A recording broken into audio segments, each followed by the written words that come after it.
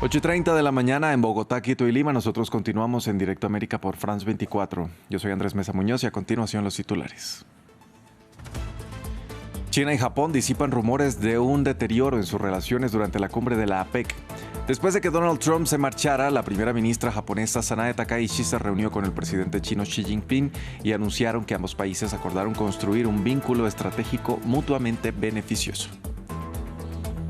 La cifra de muertos por el paso del huracán Melissa en el Caribe subió a 49, 30 de ellos en Haití y 19 en Jamaica, donde continúan las labores de búsqueda y rescate. El fenómeno se aleja rápidamente de Bermudas y se espera que hoy más tarde se convierta en un ciclón extratropical. En Brasil sigue la indignación por el operativo policial en Río de Janeiro que dejó 121 muertos. Este viernes se prevé una protesta en la favela donde ocurrió la mega operación. En esta emisión de noticias les contamos cómo se originó el grupo criminal Comando Vermelho. El paludismo o malaria causa miles de enfermedades al año o miles de muertes en el año, en especial en el continente africano. Y ante la ausencia de una vacuna realmente efectiva, los retos de los gobiernos para su prevención y la implementación de un correcto tratamiento siguen siendo numerosos. Los vemos en minutos en nuestra sección de salud. Empezamos.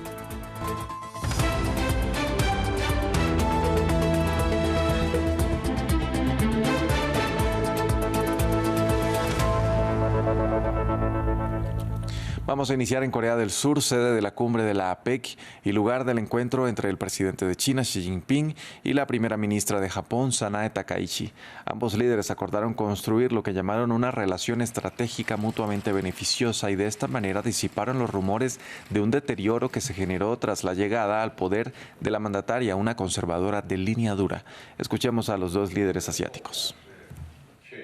China está dispuesta a trabajar con Japón para mantener los fundamentos políticos de las relaciones bilaterales de conformidad con los principios y la orientación establecidos en nuestras 4 declaraciones conjuntas anteriores entre China y Japón. Impulsar la relación estratégica y mutuamente beneficiosa y esforzarse por construir una relación constructiva y estable que satisfaga las exigencias de la nueva era.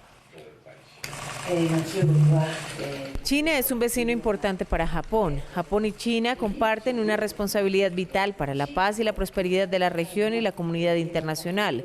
Quisiera confirmar la orientación básica de las relaciones Japón-China, que incluye la promoción de una relación estratégica integral y mutuamente beneficiosa y la construcción de lazos constructivos y estables. Cambiamos de tema. El huracán Melissa sigue perdiendo fuerza mientras se aleja rápidamente de las Bermudas. El Centro Nacional de Huracanes de Estados Unidos prevé que hoy más tarde se convierta en un ciclón extratropical, pero deja un mortífero balance tras su paso por el Caribe. Ya son 49 los fallecidos después del anuncio de las autoridades de Jamaica de la muerte de 19 personas, además de 30 víctimas mortales en Haití. Este es el impacto de la tormenta más fuerte que ha azotado el planeta este año. Casas sin techo, otras apenas en pie y muchas destruidas por completo. En Jamaica la magnitud de la devastación es evidente, mientras los residentes comienzan la dolorosa tarea de recoger los pedazos. Ojalá pudiera explicar el dolor. El dolor, no sé, es como si el corazón y el estómago se te reventaran. Es demasiado, demasiado. El huracán le hizo plantearse tomar una decisión impensable. Solo digo que si nos hubiéramos quedado, habríamos muerto porque tengo 1, 2, 3 y un bebé y una niña pequeña. Y pensándolo bien, si tuviera que elegir a uno, no sería agradable.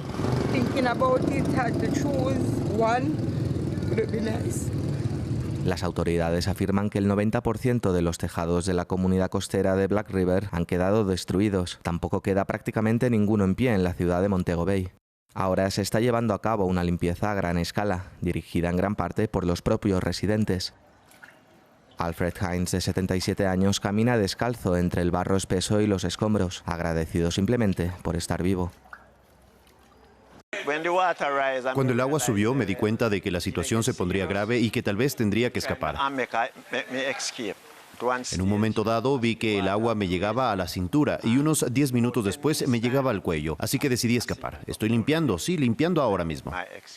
Alfred es una de las aproximadamente 400.000 personas afectadas por el huracán Melissa. Más de 25.000 personas siguen hacinadas en refugios en todo el oeste de Jamaica, con el 72% del territorio aún sin electricidad y solo un tercio de las redes de telefonía móvil restablecidas. En otras noticias de la región, la Oficina de Derechos Humanos de la ONU se pronunció sobre los ataques de Estados Unidos a embarcaciones en el Caribe. En un comunicado, la organización cuestionó la justificación de la ofensiva, la calificó de inaceptable y alegó que viola el derecho internacional. En el documento se insta a las autoridades a mantener el uso de métodos policiales para llevar a cabo la detención de sospechosos como lo establece la ley. Estos ataques y su creciente costo humano son inaceptables. Estados Unidos debe poner fin a tales ataques y tomar todas las medidas necesarias para impedir la ejecución extrajudicial de las personas a bordo de estas embarcaciones, independientemente de los presuntos delitos que se les imputen. La mortífera redada policial de Río de Janeiro, que dejó 121 fallecidos, continúa estando en el centro de la escena en Brasil y se esperan para hoy una serie de protestas para rechazar la letalidad de esta operación que tuvo como objetivo a altos miembros del Comando Vermelho. Se trata de la principal organización criminal de la ciudad.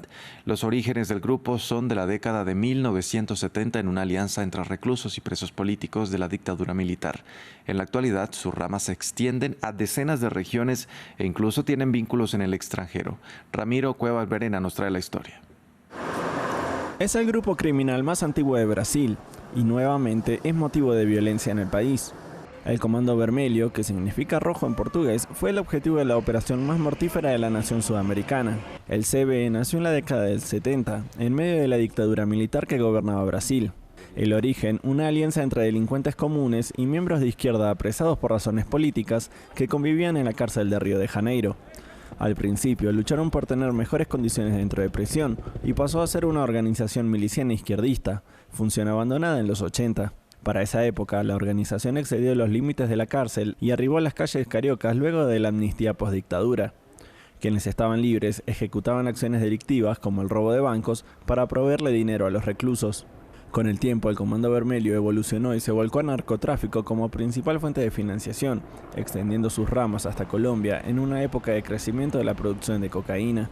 La organización fue el motor para la llegada del narcotráfico a los barrios bajos de Río de Janeiro, donde tiene el control de la circulación de drogas. Ya en los 90 dejó de operar únicamente en Río y se ramificó a otras regiones de Brasil. Según el último reporte, que data de 2020, el Comando Vermelho cuenta con alrededor de 30.000 miembros. Además, empezó a accionar en otros rubros ilegales como el aurífero, el combustible y el tabaco. Su crecimiento dentro de Brasil continúa siendo exponencial. Se estima que en la actualidad operan en 25 estados, mientras hace 6 años solo lo hacían en 10. También se desplegó más allá de la frontera, consiguiendo vínculos en Bolivia, Paraguay y en la triple frontera con Perú y Colombia. El reciente operativo arrojó más de un centenar de víctimas en 2 favelas de Río de Janeiro y superó las muertes que hubo en la favela de Jacareciño en 2021, una acción policial que también tuvo como objetivo al Comando Vermelho. En Países Bajos sigue el recuento tras las elecciones parlamentarias. Sin embargo, la Agencia Nacional de Prensa ANP indica que el Partido Liberal Progresista D66, liderado por Rob Jetten, se impuso en los comicios. La agencia sitúa al partido centrista como la fuerza más votada por delante del ultraderechista PVV de Geert Wilders, con la que empata en número de escaños, 26 cada una. En Francia, la Asamblea Nacional sigue debatiendo los proyectos de presupuesto del gobierno. Este viernes se discute la posibilidad de una tasa sobre el patrimonio de los hogares más ricos, conocida como tasa Zucman, que viene del nombre del economista que la imaginó, Gabriel Zucman. A continuación les contamos en qué consiste y por qué genera tanto debate en Francia. ¿Cómo debe Francia reducir su deuda de 3,3 billones de euros? Para el economista Gabriel Zucman, solo hay una solución: gravar los grandes patrimonios franceses. Este impuesto fijo sobre el patrimonio permitiría ampliar el alcance de la democracia y hacer que los multimillonarios participaran en la solidaridad nacional. El impuesto Zucman preveía inicialmente gravar con un 2% los patrimonios superiores a 100 millones de euros, sin excepciones. En su última versión, revisada por el Partido Socialista, prevé un impuesto del 3% sobre los patrimonios superiores a 10 millones de euros, excepto las empresas innovadoras o familiares. No se trata de gravar por el simple hecho de gravar, sino de salvar a los franceses, que actualmente son los únicos que están sanando las cuentas públicas. Para la Francia insumisa, esto no es suficiente. La derecha y el bloque central se oponen a este impuesto, al igual que la extrema derecha. Me opongo al impuesto Zuckman, incluso en la versión propuesta por los socialistas. El impuesto Zuckman tampoco cuenta con el apoyo unánime de los economistas, los fiscalistas y el mundo empresarial. Si bien algunos desearían que este impuesto se aplicara a escala internacional, otros alertan sobre los dos principales riesgos que conllevaría este tipo de tributación: freno a la innovación e incentivo al exilio fiscal de las mayores fortunas. Grabar las herramientas de trabajo es una locura, es matar a la gallina de los huevos de oro. Para luchar contra la salida al extranjero de los contribuyentes más ricos, Gabriel Zuckman aboga por la creación de un escudo contra el exilio fiscal. Esto haría que las personas afectadas siguieran estando sujetas al impuesto durante 5 o 10 años después de haber abandonado Francia por razones fiscales. Hoy es Halloween y en Estados Unidos es toda una fiesta de excentricidades. En este país la gente se divierte asustando a sus vecinos y algunos decoran sus casas para atraer a curiosos. Es una competencia por ver quién tiene las mejores ideas. Vean ustedes. Probablemente hayas oído hablar de casas embrujadas, pero ¿alguna vez has oído hablar de lavaderos de autos invadidos por zombies? La idea nació durante la pandemia de COVID-19, cuando la mayoría de los eventos de Halloween fueron cancelados. El concepto tuvo tanto éxito que la tradición continúa.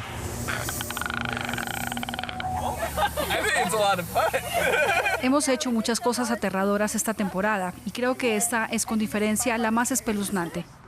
En todo Estados Unidos, los aficionados a los sustos y a los ruidos extraños compiten con decoraciones para asustar a sus vecinos. En Los Ángeles, esta pareja no escatima esfuerzos para atraer las miradas. Halloween es la fiesta en la que realmente puedes desatarte. Rara vez viajamos. Decoramos para Navidad, pero de forma bastante sencilla. En cambio, para Halloween siempre estamos presentes. Algunos optan por temáticas particulares o se inspiran en sagas famosas, como aquí, con la familia Addams al completo. Para la familia Blackstone, el universo de los piratas invade su casa en Halloween. Empezaron a decorar en 2018 y cada año añaden nuevos elementos que atraen a los niños del vecindario. Resulta que la mayoría de los niños que vienen aquí están más interesados en los disparos de cañón que en los dulces. En Nueva York, algunos añaden un mensaje político, como esta casa que muestra con humor lo que piensa Donald Trump. La Casa Blanca del Horror. Elijan a un payaso. Obtendrán el circo. Me pareció hilarante. Pensé, vaya, no puedo creer que alguien haya tenido una idea así. En Inglaterra, este zoológico decidió alimentar a sus animales con calabazas. Estrategia publicitaria o mensaje político. En cualquier caso, Halloween volverá a hacer correr mucha sangre este año. Vamos con nuestra sección de salud. Según la Organización Mundial de la Salud, en 2023 a nivel mundial se produjeron 263 millones de casos de paludismo y 597,000 muertes por la enfermedad en 83 países. África concentró un 94% de los casos de paludismo y un 95% de las defunciones por esta enfermedad, una afección que es potencialmente letal y que tiene un mayor impacto en dicho continente. Para hablar sobre el tema, saludo a esta hora a Eric Delgado, él es médico y magíster en epidemiología, enfermedades infecciosas y experto en salud pública. Doctor Delgado, gracias por acompañarnos aquí en France 24. Hola, muy buenos días y gracias nuevamente por la invitación. Con gusto, doctor. ¿Qué entorno es el ideal para esta presencia de los mosquitos que transmiten paludismo? Sabemos que el continente africano tiene una altísima carga de concentración de los casos. Bueno, hay desafortunadamente cambios climáticos que vienen favoreciendo, digamos, la presencia del vector. Tengamos en cuenta que la enfermedad tiene 3 escenarios, los seres humanos que son los que desarrollan la enfermedad, el mosquito que pertenece al género Anopheles y que tiene más de 400 especies y más de 40 implicadas en la transmisión de la enfermedad. Y también tenemos dentro del escenario el parásito, que es el Plasmodium, que tenemos 5 especies conocidas y que digamos que los factores que favorecen principalmente a que tengamos ese vector con una alta transmisión, se presenta generalmente por alteraciones climáticas y por factores ambientales que generan la presencia del mismo en ciertas áreas tropicales y subtropicales. Tú sabes que el estancamiento de aguas, los cambios en temperaturas que venimos presentando a nivel mundial están generando que este vector tenga las condiciones ecoepidemiológicas necesarias para que se masifique de cierta manera la transmisión del mismo, llevando a que tengamos en este momento más del 50% de la población mundial en riesgo de transmisión de malaria. Doctor, ¿qué sector de la población es especialmente vulnerable al paludismo? Bueno, es importante que tengamos en cuenta que los niños y los ancianos son poblaciones que son muy y altamente vulnerables. Tuvimos para el año 2023 más de 1.000 menores de 5 años fallecidos por malaria registrados del total de la Corte, pero además de eso, las gestantes aproximadamente podemos llegar a tener más de 125.000 millones de mujeres que están en gestación en un momento dado, y de estas más de 25 millones están en zonas de alto riesgo. Entonces, tanto en el primer trimestre como en el segundo trimestre de la gestación se vuelve un factor de riesgo para esta población. Los viajeros, las personas que van a zonas endémicas o que previamente no se han encontrado con o que no han presentado malaria son otro grupo poblacional de alto riesgo.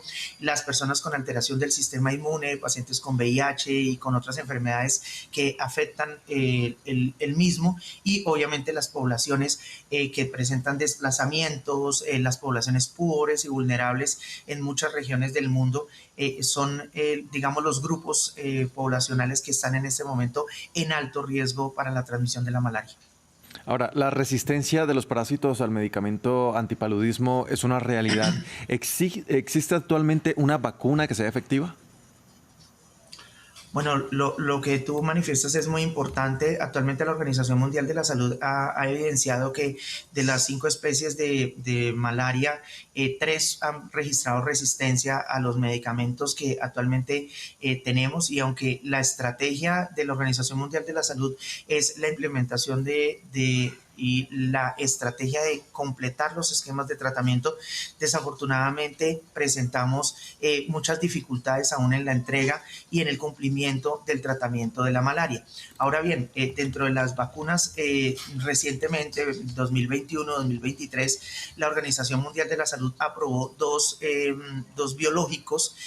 Uno lo conocemos como el RTS Mosquirix, ¿cierto? Que generalmente se administra a los menores de 2 años en 3 dosis, y un segundo biológico que se autorizó sobre el 2023, que conocemos como el R21 Matrix. Ambos son para población menor de 5 años, y el primero para los menores de 2 años. Este segundo se administra 5 dosis y tiene una característica importante, y es que digamos que previene estas complicaciones de malaria, pero actualmente se ha centrado mucho en la población de alto riesgo, principalmente en África subsahariana, en Kenia y en otros países de África, pero que ha presentado o ha mostrado un éxito importante estos 2 biológicos. Doctor, estamos hablando de una enfermedad que es potencialmente letal. ¿Qué deben hacer los gobiernos en materia de prevención? Bueno, desafortunadamente, y hace unos años el DDT se sacó por temas de impacto ambiental. Entonces, digamos que las estrategias tienen que estar enmarcadas en varios escenarios. Primero, en garantizar el acceso a un diagnóstico rápido y pronto. El segundo, un tratamiento oportuno. Y el tercero, establecer políticas específicas de salud pública en las áreas y en zonas endémicas donde podamos generar y minimizar la posibilidad de que el vector tenga criaderos adecuados que permitan, obviamente, que haya una oposición, y obviamente cortar de esa manera el ciclo del vector, llevando evidentemente a que tengamos menos casos de malaria, específicamente en ciertas áreas que se identifican dentro del marco de la transmisión del parásito. Doctor, nos quedan 30 segundos para terminar. Me gustaría despedir preguntándole cómo identificar estos primeros síntomas del paludismo. Bueno, la malaria tiene una sintomatología, o más bien cada uno de los parásitos tiene un periodo de incubación que es variable, pero generalmente se asocia a cefalea, fiebre, vómito, dolor de cabeza importante, y debido a las características patológicas, digamos, de la replicación del virus a nivel de las células del hígado y de los glóbulos rojos de los eritrocitos, podemos presentar picos de fiebre y escalofríos que se presentan cada 48, cada 72 horas. Es muy importante que la gente tenga en cuenta y sepa que si está en un área tropical o subtropical donde se presentan casos de malaria, o si tenemos estos factores de riesgo como viajes y presenta sintomatología asociada, principalmente dado por fiebre, decaimiento, escalofrío en gestantes, principalmente dado por decaimiento, generalmente asociado a picos febriles, claro. Es importante que consulten inmediatamente ante la posibilidad de una malaria, ya que uno de los vectores que se conoce como malaria por Plasmodium falciparum puede causar complicaciones severísimas con malaria cerebral, por ejemplo. Bien, ahí estaban los signos de alerta. Era el doctor Eric Delgado, médico y magíster en epidemiología. Muchas gracias por acompañarnos aquí en France 24. Muchas gracias a ustedes por la invitación. Un feliz día. Y a ustedes, televidentes, también gracias por sintonizarnos. Los dejamos con nuestra crónica de cultura con Lea Yurer. Quédense con nosotros.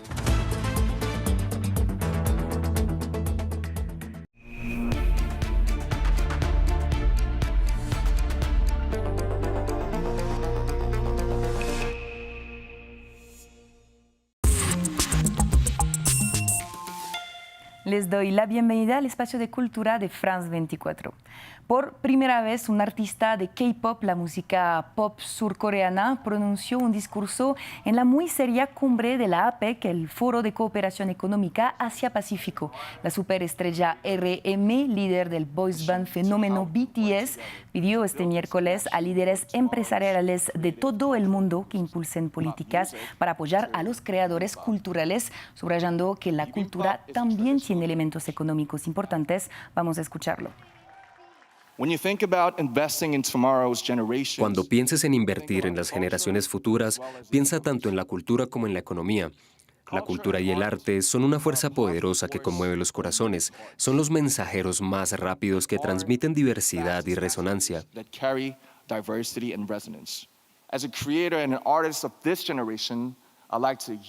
Como creador y artista de esta generación, me gustaría aprovechar esta oportunidad para hacer una petición a los líderes y distinguidos invitados de la APEC. Hay creadores en todo el mundo. Por favor, ayúdenlos. Denles apoyo financiero para que su propia creatividad pueda florecer. Denles oportunidades para que su talento pueda brillar de verdad. Cambiamos de tema para hablar de la cita imperdible para los amantes del videojuego en Francia, la Paris Games Week, que regresó con una edición número 14 más enfocada en el entretenimiento y la cultura pop. Por primera vez la feria ofreció eventos nocturnos y acogió diversos conciertos vinculados a los universos creativos de los 200 juegos distribuidos en su recinto ferial, pero frente a una oferta cada vez más amplia, ¿cómo lograr destacarse? Para sobresalir, el estudio francés The Game Bakers escogió trabajar con un dibujante de cómic, Mathieu Bablé, cuyo estilo visual inconfundible otorga a su nuevo videojuego Kern una identidad propia en un mercado saturado. Les dessinateurs de BD, en general, ils ont énormément de... Los dibujantes de cómics suelen complementarse muy bien con los videojuegos, porque son personas que suelen compartir una cultura común, pero además son capaces de plasmar imágenes en varios niveles, en conceptos, pero también a veces en guiones gráficos, en narraciones, en movimientos.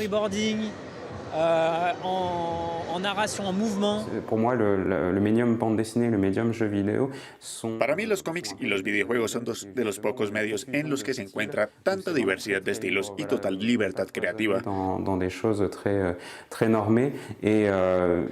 estamos limitados a cosas muy estandarizadas. La conexión entre ambos me parece natural y tender puentes ayuda a que los videojuegos destaquen visualmente en un mercado cada vez más saturado.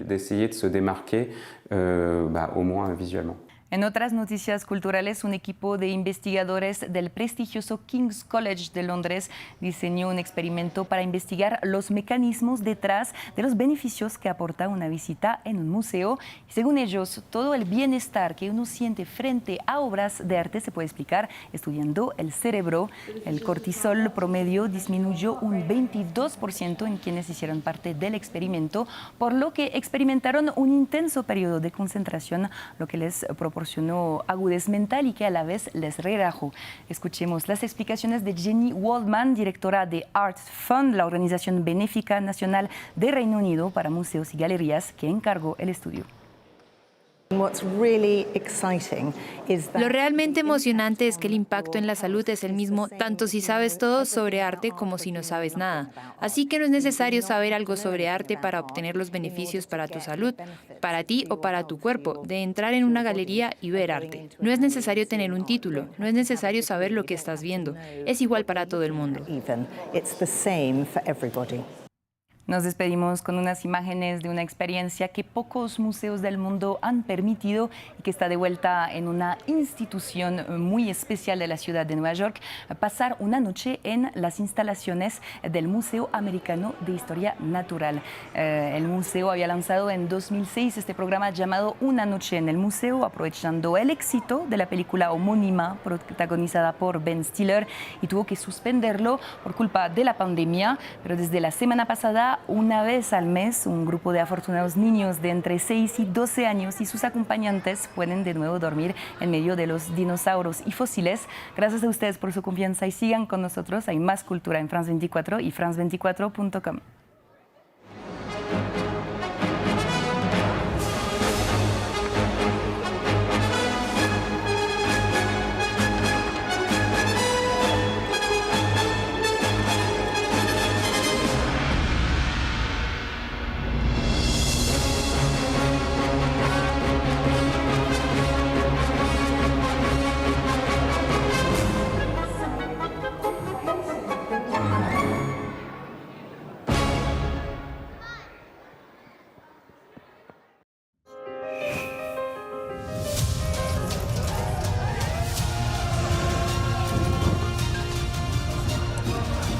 Es precioso. Lo escuché sin parar. Es histórico. Me encanta.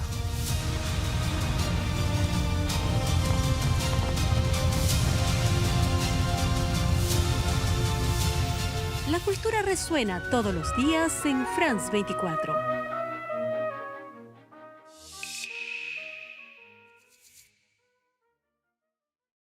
Soy Marina Colorado, corresponsal en Madrid de France 24 en español. Siga toda la actualidad de España a través de mis reportes en noticieros, programas y en nuestra página web france24.com. Marina Colorado, una de las 200 corresponsales de France 24 en el mundo.